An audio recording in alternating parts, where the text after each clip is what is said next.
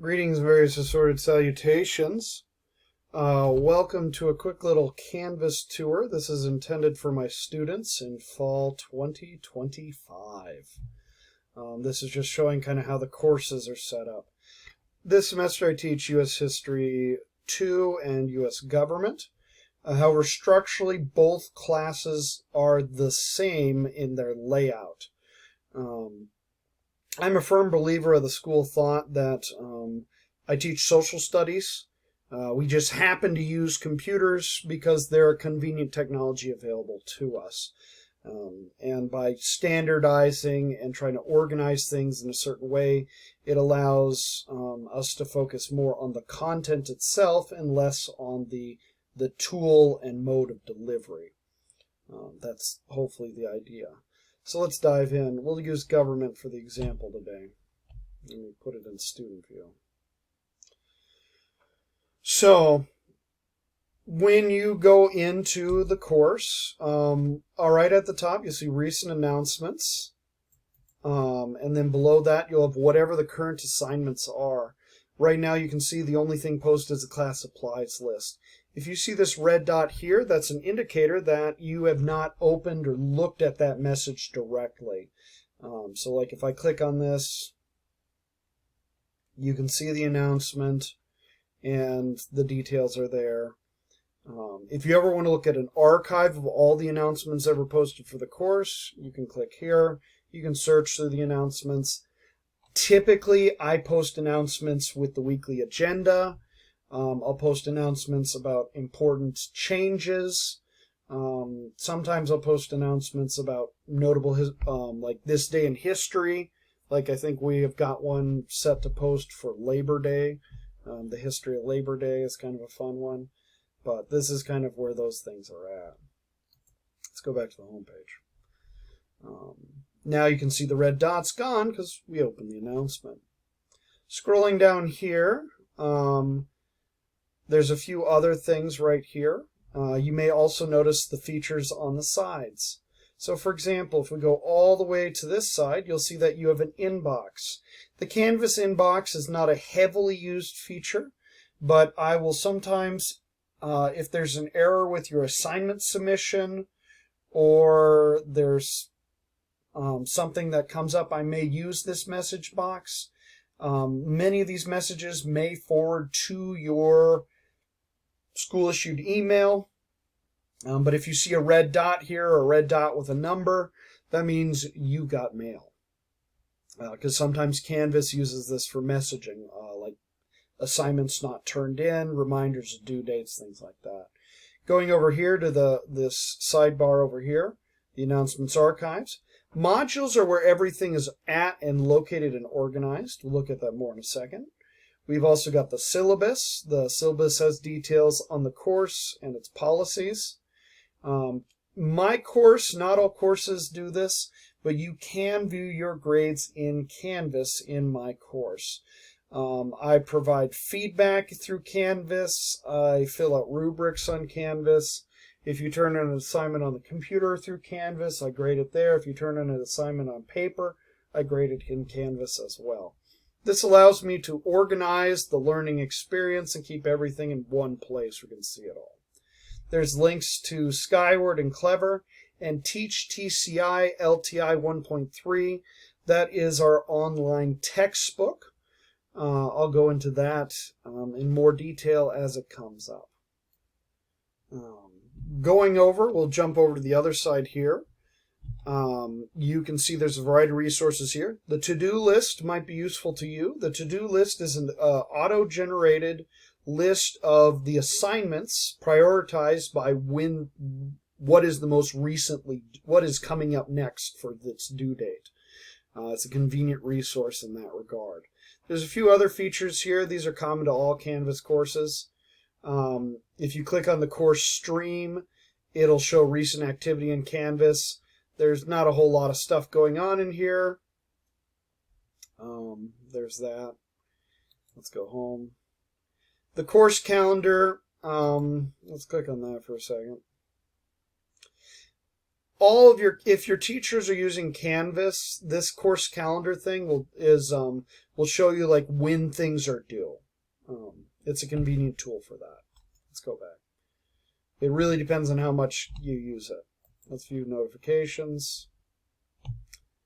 And that's just a thing you can toggle on and off. I recommend toggling it on, but that's my advice. Now, getting into the home page itself. Once we get past the U.S. Postal Service headquarters, or if you're in U.S. History 2, it's a different picture. You get down to references, like another way to jump into grades and syllabus. It's just a redundancy feature. Over here are some resources. We use Securely at our school for filing for hall passes. I recommend bookmarking this, but I do have it posted in Canvas as a redundancy. Then there's some resource modules. You can jump directly to them from here. First up is the Social Studies Common Resources. These are resources you might use in a social studies class. There's maps, for example. You can access different maps for different courses. Some of it's still in construction in this version. There's also writing resources to help you write better or cite in MLA or Chicago format. If we're doing a project that requires source citations, I will refer you to these. This is just a manual I put together a few years ago that gives some guidance, general guidance on how to write gooder for your history class. I also have some reference documents if you need to look up a president in a particular time period or the vice president, whatever. There's the Declaration of Independence, classic documents that you may need to refer to in a U.S. history or U.S. government class. Going down a bit further, we have study tools, reading techniques, note-taking, test-taking tips. You can access these independently, or you can just view these resources as suggested. I may recommend them to you. We also have the classroom resources. This has what the things you might use as a student in the school, such as the school calendar and schedule for altered schedules. There's some guidance for substitute teachers and general stuff on like what work days look like. We also have some technology tutorials and tech support materials in here as well as screen reader software. And I do have instructions on how to turn stuff in for my classes as a resource as well. There's also a module called Other Stuff. There's really nothing important in here. You can learn more about me. There's some various things in here, like how to join the CIA, stuff. It's there if you need it. You probably won't. You shouldn't. It's just there. There's also a module that goes into more detail about evidence-based grading and how our school does it. You're probably more interested in the course calendar. This tells you when we're doing something and takes you directly to it. Typically in modules, I'll have the most current module or unit of study that we're in at the top of the page. And you can see that the activities for this unit are all punched in right here. Activities and resources. You're going to find the overview to be the most useful though. In the overview, it has information about the unit. It's got our learning targets. It's got the assignment checklist of all the assignments and activities for the unit. It's got resources relevant to the unit. There might be additional materials as well. This will vary based on the unit of study we're currently in. And then we've got the unit calendar. The first unit of the course is a tutorial kind of thing. It's getting you set up with everything and just getting back into the rhythm of being in class and stuff. And each day we have the classroom agenda. In this classroom agenda, it goes over, okay, this is what we're going to do today. You can click on the blue hyperlinks to access some of these materials. When you see what to work on in this row, it goes into detail about, okay, what should you be working on? If you're keeping up with the class, if you're working on things, roughly this is what you should be working on a particular day. When you see the what's due thing, it's pretty self-explanatory. That means there's something that needs to be turned in on that day. If you've already turned it in, you're set. But the date where it's due is posted down here. Other than that, there's not a whole lot to it. My U.S. History 2 class looks the same. It just has different labelings and whatnot. I mean, if you insist, we can pop over there.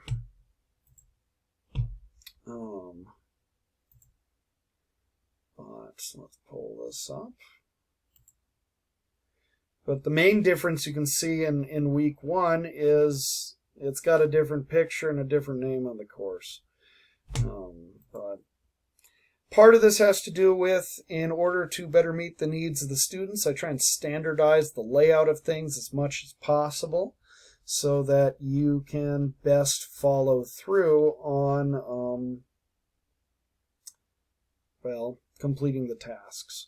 Because as I said at the start of the video, this is a social studies class. Whether it's history or government, doesn't matter. We use technology to get the job done. That's about all I have. If you have questions and you're in my class, feel free to ask. Otherwise, I guess until later.